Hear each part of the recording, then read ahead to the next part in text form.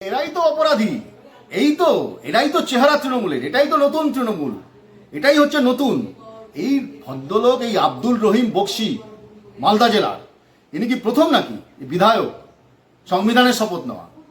এদের প্রশ্রয়, এরা যে কথাগুলো বলে, এদের মাথার উপরে মমতা ব্যানার্জির হাত আছে, তৃণমূলের হাত আছে, তাই এগুলো বলতে বাধ্য হয় বা সাহস পায়।